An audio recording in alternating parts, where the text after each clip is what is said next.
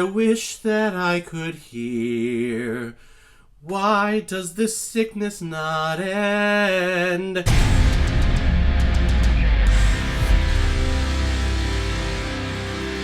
Aladdin, the remake. I think that's what all these live-action Disney movies should be doing now. They should be saying the title, and then underneath it the subtitle is the remake. So that it's easier for us audience members that when we're having a conversation about the movie Aladdin, we don't have to clarify by saying, is it the live-action version, or is it the original cartoon version?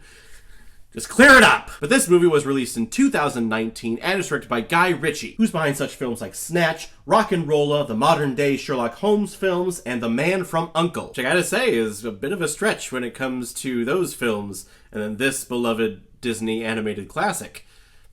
And this film is starring Will Smith, Maina Massoud, Naomi Scott, and Marin Kazari. And just a side note for everyone that's been following over the past couple of videos, yes, I am still a little sick. My voice is finally fine, but I cannot hear anything out of my right ear. I just went to the doctor yesterday, actually, and they looked in, they're like, oh, yep, that's really infected. We'll get you some amoxicillin. So I just started taking that. Hopefully this clears up and I'll be able to hear again. I was teaching the other day, and I was just looking at my students, and all I see is, and I'm there going, you're talking. So if it sounds like I'm shouting, I apologize, but it feels like I'm screaming at the top of my lungs, which I know I'm not, but like normal speaking voice, at least to me, how it sounds, it's like right here. I can hear everything perfectly, but I know that you can't probably hear a thing on screen, so I have to project more. That being said, let's get into Aladdin. Aladdin is a live-action remake of the 1992 animated film of the same name, where we follow the lead character named Aladdin, who is a street rat living on the streets of Agrabah. And because one day Aladdin charms the socks off of Princess Jasmine, the evil Vizier Jafar takes him to the Cave of Wonders to retrieve a magical lamp so that he can regain power over all of the world. Because as this film tells you, his main motivation is he doesn't like being second. Yeah, sink your teeth into that one, actor. So we are living in the age where Disney is trying to make even more money than what they already have by taking our beloved classic cartoon films that all of us, or at least the majority of us, grew up on, and they're converting them into live-action films. Beauty and the Beast, The Jungle Book, even though the majority of that film was done with CGI, the kid in it is live-action, and The Lion King, which surprisingly came out in 2019, the same year that this film came out, which I thought was a very strange business choice on their end. And it was roughly around the same time. Aladdin, I think, came out at the beginning of the summer, and then Lion King came out midsummer, I think. So it was like back to back, which was, that's a strange business choice in my opinion. But I am shocked that I am saying that out of all of these Disney remakes coming out, this movie, for me, by far, surpasses all of them. And I know it's probably blasphemy to say, but I almost like this movie better than the cartoon. Which I know is not a popular opinion. I know a lot of people didn't really like this movie. But I will get into my reasons as to why I'm madly in love with this thing.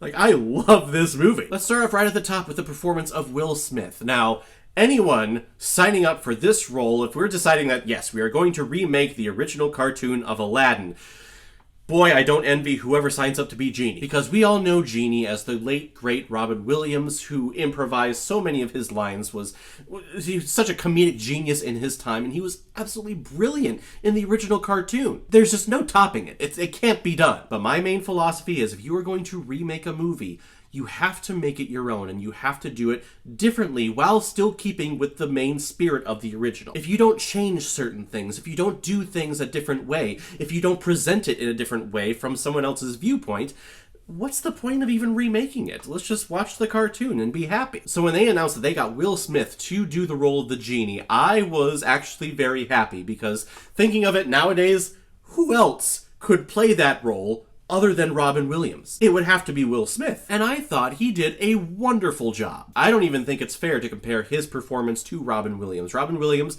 was there, he was there in voice, brilliantly, though, might I add. But the way that they changed the genie's story and his mindset and his motivation in becoming free, and the way that Will Smith performed that in this movie, I thought it was very heartwarming. And I loved his performance. He was funny, he was charming, he's definitely the smartest guy in the room in every situation that he was in. I think he did a wonderful job in capturing the essence of Robin Williams' genie from 1992, but also making it his own, and putting that nice Will Smith charm on his performance. I thought it was great. And then moving right along to our protagonist, Mina Massoud playing the role of Aladdin. This guy is freaking charming, which is what you need when it comes to the role of Aladdin. He's a street rat. He's a thief. He's gonna make you feel comfortable when he's around you, and then the next thing you know, a bracelet's gone or an apple is gone.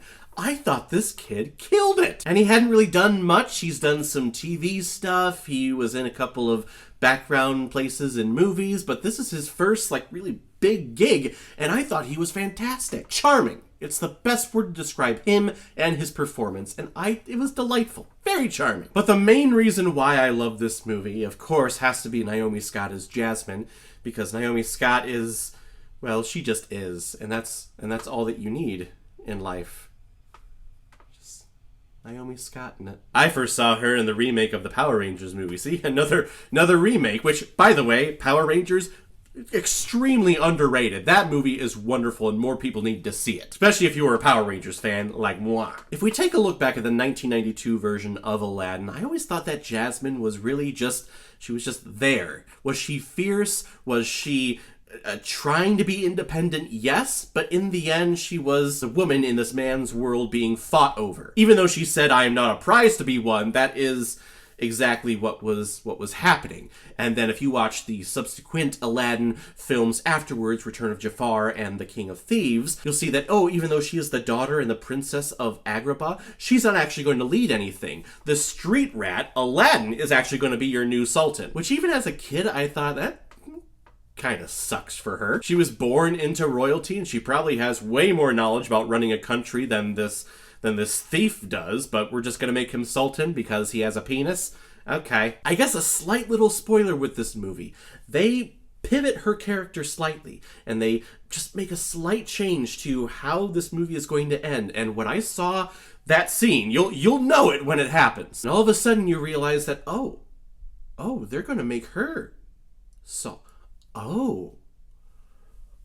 I love that. That was the moment that I fell in love with this movie. And it doesn't diminish the role of Aladdin or the genie at all, but it puts Jasmine in the forefront as a main character and a main factor in this world and in this story. And I freaking love it. I'm actually getting a little teary-eyed just thinking about it. We're putting this woman finally in this position of power, like how it should have been back in the 1992 version. It made me so happy. And the new song that Alan Menken wrote for Naomi Scott for this movie called Speechless is such a gut punch. It is so raw. It is so vulnerable when she performs it. It's talking about being speechless, being put aside, being told to be quiet, and you're just a placeholder, okay? You're a pretty face, you are something to be won, but see her just kind of break her chains and break out of it.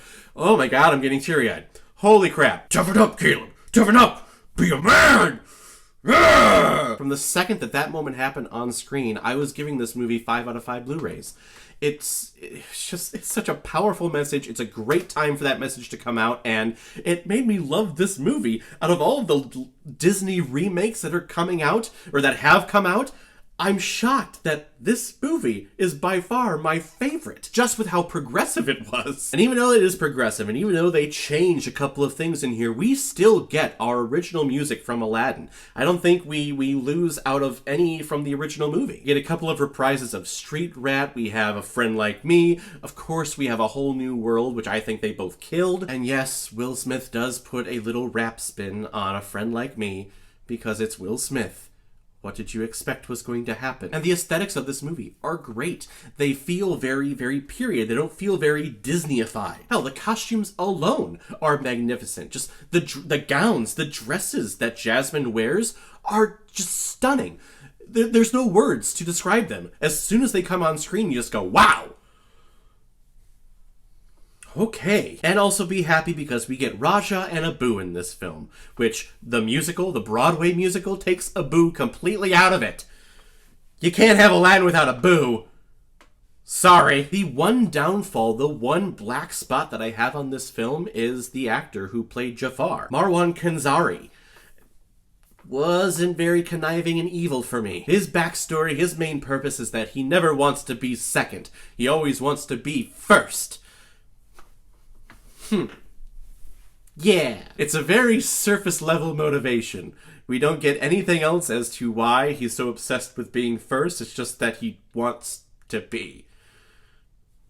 Which, to be fair, when we go into this movie, we're really going in to see Jasmine, Aladdin, and Genie. Jafar is really on the back burner, at least in my opinion it is. But we do want a conniving, evil villain in our Disney films like this, and I just wasn't getting any powerfulness from his performance. He is actually very mousy. He talks like this in a very high voice, and I do not find this very intimidating. It's as if he was going to be writing In Cold Blood as Truman Capote. Yes, I was writing about the murderers, and then I fell in love with one of them. But that's just the writing process. He didn't do it for me at all. Guys, in the end, Aladdin from 2019, the remake, I think is fantastic. I was blown away. My expectations were very low going in because I wasn't really a big fan of Beauty and the Beast.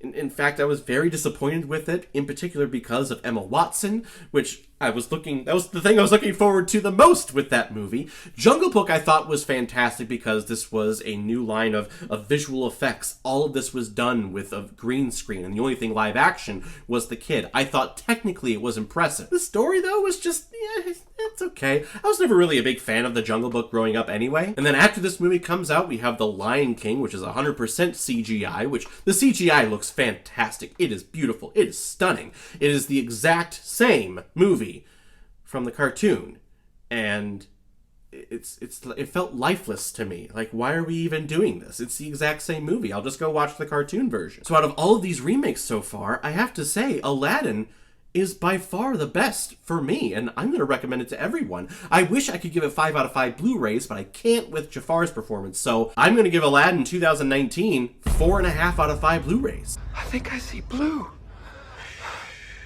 He looks glorious. Alright everyone, now comes my favorite part in my videos where I randomly select which movie I'm going to be watching next, so let's take a look. And I moved it over here today. Rise of the Planet of the Apes! It's the Of the movie. This was the start of the just magnificently, expertly done Matt Reeves trilogy of the Planet of the Ape prequel trilogy. Is that how it's known? I haven't seen this one in a while. I have seen the other two, the Dawn and the War of Planet of the Apes, very recently, but I haven't watched this one in a while. I always thought it was like a prequel to the Mark Wahlberg, Tim Burton Planet of the Apes, which wasn't that like a remake or a sequel for the original Charlton Heston one? I don't know. The order of these things, it's so weird. Maybe if I'm remembering it right, maybe this is its own universe. I don't know. I remember enjoying it, though. So we'll check that one out next time. Thank you very much, Disney 65 fan, for the recommendation. If any of you have recommendations of films that you want me to review on here, leave your recommendation below this video, or go to my Facebook page, my Instagram, or my Twitter. Leave your recommendation there. If I have access to it, I will watch, review it, and give you a shout out on the channel, and I will get to all of your recommendations, I promise. I'm kind of piling them all together to do like a big recommendation summer. So if you have anything, keep sending them in and I will schedule it out for this summer. So guys, have you seen Aladdin, the remake, the live action version? What did you think about it? Or if you've never seen it before and you stumbled across it because of this video, then comment below and let me know what you thought about it. And if you like what you saw here, if you like my take on movies, then hit the subscribe button. It helps me with growing this community of Caleb Watches Movies. We are getting so close to hitting 1,000 subscribers, which all of you that have been following me, you know that I'm going to reward everyone, that when we hit 1,000 subscribers, I'm going to record myself watching Arachnophobia, which is a movie that absolutely terrifies me. I told the story a couple of videos ago of how I woke up from NyQuil nightmares, and the nightmare was me remembering the parts of Arachnophobia that stuck into my brain as a kid. was not fun. So if you have friends, if you have family members, if you have people that are just walking by the streets, just say, hey, come over here, hit the subscribe button for my friend Caleb Watches Movies so we can get him up to 1,000 and torture him. So guys, I will see you next time with my review of Rise of the Planet of the Apes. So in the meantime, be well, be good to each other, and go watch a movie. Take care, guys.